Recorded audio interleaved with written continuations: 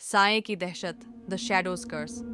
रहस्यमयी घाटी की यात्रा, अंधेरी रात की खामोशी जंगल में एक अजीब सी दहशत फैला रही थी। पेड़ों की छायाएं जमीन पर डरावनी आकृतियां बना रही थीं, जैसे किसी ने उन पर प्राचीन जादू कर दिया हो।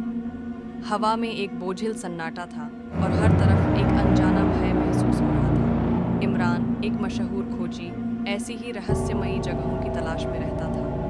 वह इन स्थानीय ग्रामीण कहानियों को सिर्फ अंधविश्वास मानता था, जिनमें बताया गया था कि साए की दहशत नामक घाटी में जो भी गया, या तो लौटा नहीं या वापस आकर पागल हो गया। ये कहानियां सुनकर ही इमरान की जिज्ञासा बढ़ गई थी।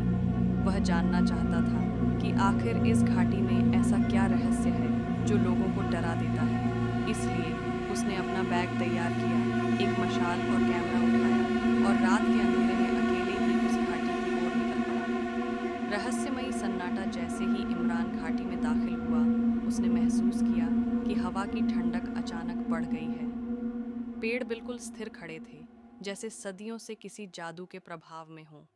पक्षी, जो हमेशा किसी न किसी आवाज में लगे रहते थे, पूरी तरह खामोश थे। यह सब मेरा वहम होगा, इमरान ने खुद को तसल्ली दी और आगे बढ़ने लगा। कुछ कदम चलने के बाद उसे सामने एक पुरानी, जर्जर झोपड़ी नजर आई। उसकी छत आधी गिर चुकी थी और दरवाजा धीरे धीरे खुल रहा था, जैसे कोई अंदर से खोलने की कोशिश कर रहा हो। इमरान ने अपने बैग से टॉर्च निकाली और धीरे धीरे दरवाजा धकेल कर अंदर दाखिल हुआ। अजीबोगरीब संकेत, झोपड़ी अंदर से खाली थी, मगर दीवारों पर अजीबोगरीब चिन्ह खुदे हुए थे, जो किसी प्राचीन भाषा में थे। इमरान ने कैमरा निकालकर तस्वीरें लेनी शुरू की, मगर उसका कैमरा बार बार बंद हो रहा था। यह जगह वाकई अजीब है, उसने खुद से कहा। कमरे के बीचों बीच एक बड़ा पुराना आईना रखा था, जिसकी सतह टूटी थी, जैसे बरसों से किसी ने उस पर हाथ तक न लगाया हो। इमरान ने जैसे ही आईने में देखा, उसका खून सूख गया। आईने में उसका अक्स नहीं था, बल्कि उसकी जगह एक काला भयानक साया दिख रहा था, जिसकी आंखें जलते अंगारों की तरह चमक रही थीं। वह साया धीरे धीरे उसकी तरफ बढ़ने लगा। साया हकीकत बन गया। अचानक झोपड़ी का दरवाजा जोरदार आवाज के साथ खुद ब खुद बंद हो गया और पूरे कमरे में गहरा अंधेरा छा गया। इमरान ने भागने की कोशिश की, मगर जैसे ही वह मुड़ा, उसका शरीर सुन्न हो गया, जैसे कोई अनदेखी ताकत उसे जकड़ चुकी हो। दीवारों पर खुदी हुई लिपि लाल रंग में चमकने लगी और एक धीमी सी खामोशी सुनाई दी। तुमने हमें जगा दिया है, अब तुम हमारी जगह लो। इमरान ने चीखने की कोशिश की, मगर उसकी आवाज जैसे उसके गले में ही घुट गई। आईने के अंदर मौजूद साया धीरे धीरे स्पष्ट होने लगा और फिर अचानक वह आईने से बाहर निकल आया।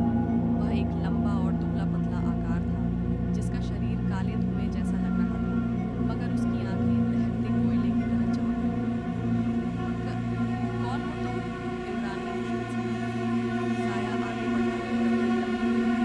इमरान की आंखें पलक गईं। इमरान को महसूस हुआ जैसे उसकी आत्मा निचोड़ी जा रही है।